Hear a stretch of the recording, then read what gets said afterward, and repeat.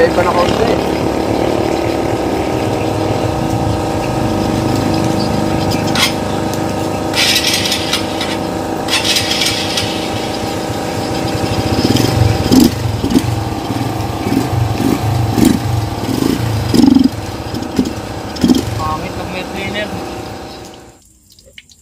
Magandang gabi mga kawaw. Ngayon po ay maglalaba tayo. Ako pala. Ako isang sama, no? Nakita ko na sa inyo kung paano ako maglaba ng tawag dito ng air cleaner. Ngayon po ay meron kami dito stock ng pwede po ang Ariel o namang ori ng pambabad na trusted natin. Damihan natin para mas ano.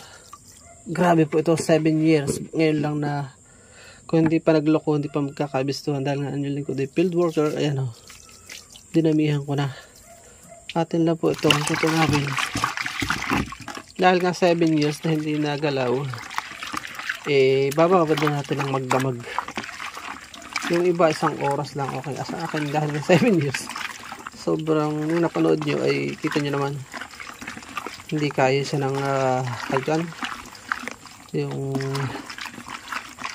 air pump, ano. Tunawin lang po natin at yun yung ganyan lang yan.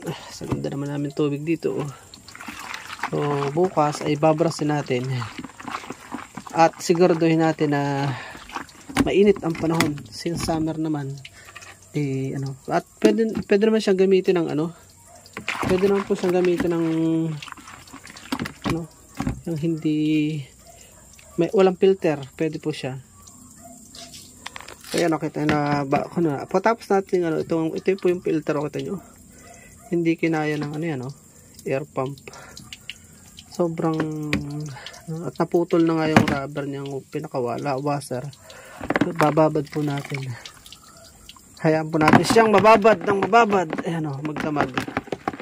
So, kasya na yung tubig. Kunti lang tubig. Bukas na natin siya pabrasin. Ayan o, kita nyo. Yan, ganyan lang paglalaba. Oh, itim oh. Baka makakaya pa sa braso. Grabe ano. Yung itim. Yan oh, grabe ano. So, saan lang na lang natin babawi yan. Nakita, ang ganda. Hindi pa nilalaban yan, hindi pa nababras. Oh, diba? Ang ganda. Yan lang po paglalaban yan. Ibibilad natin sa mainit. Dapat ay tuyo siya. Yan, ganyan. Ganyan lang. First time kong maglaba. Dagdagan natin na konti. Ibabaw. Kasi parang lutuin yan. So yan. Bukas po ay dagdagan ng tubig. Para lubog na lubog. Yun lang po. Maraming salamat. Bukas tayo maglalaba ng umaga. Magandang umaga po mga kawaw. Maglalaban na ngayon, kita nyo ang dumi oh. So, magdamag po yan na babad. So, hindi pong paabuti ng 7 taon. Gamit lang po tayo ng toothbrush. Yan o. Bilis na po natin. Baka kayo ay mainit. Pagkatapos bibilad natin siya ng tuyo. Kailangan po mainit ang araw. Huwag po kayo maglalaban ng hindi mainit. Hirap.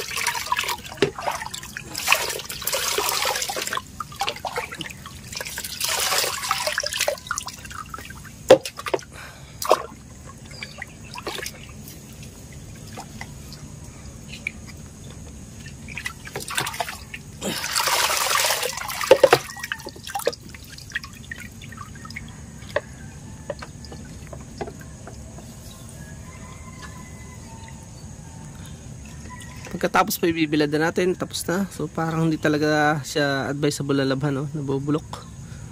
Para titingin na lang po ako ng pampalit at subukan ko lang ito isang beses at hindi ko na ulitin. Dapat ay talagang tingin ko ay disposable siya. Oh, naputol-putol dito. Hindi ko alam kung mag-aari pa ito, pero try natin. Oh, nagputol-putol doon sa taas. Pwede pa naman siyang gamitin siguro isang round. Dapat talaga ay bago. Yun lang, no, ay naipakita ko sa inyo kung paano maglaba. Bye bye and God bless. Padali naman po ilalang ko nito, ibibilad, tapos ikakabit na po natin. Ito na po mga kawaw yung aking nilabhan, no? Kita nyo, nagkalasog-lasog na, nagkaputol-putol. So hindi ko talaga na-advise na mag-wash pa nito. Ano, nabutas. Pagtsatsagaan ko munang gamitin kahit 1 o 2 beses. Pero hindi ko talaga na-advise na siguro mga 1 hanggang 2 wash lang at wag nang brasin, nakababad lang siya at wag magdamag masyado. Tama yung napapanood kong video na 1 oras lang, masyadong na wag babrasin na ito, konting lang, hug lang. At para sa akin talaga ay malaki naman ang binibigay na pera ng ating motorsiklo, marapat lang nabigyan siya ng quality na gamit. Nag-order na rin po ako ngayon sa araw, habang hindi pa nadating pagtsatsagaan ko ito at hindi ko na i-video sa inyo. Papakita ko na lang sa inyo yung pagkakabit doon sa bago kong nabili, no? Sana may natutunan po kayo sa diyang ganun pag-vlog. Hindi lahat ay perfect, hindi lahat ay maayos, ano? Basta may makukuha tayong wisdom, ito po ay ating ibibigay sa inyo na libre. Yun lang, maraming salamat. May natutunan kayo kahit konti. Muli, hindi ko pinapayo ang pagtsatsaga ng pagre-recycle nito. Talagang ito ay disposable. Mahihirapang huminga ang ating sasakyan kung paulit-ulit natin itong gagamitin pa. Siguro 1 hanggang 2 ay okay na. Pero kung talaga may pera naman tayo na po, 160 lang naman po ito ang bago nito. Maraming salamat. Bye bye and God bless.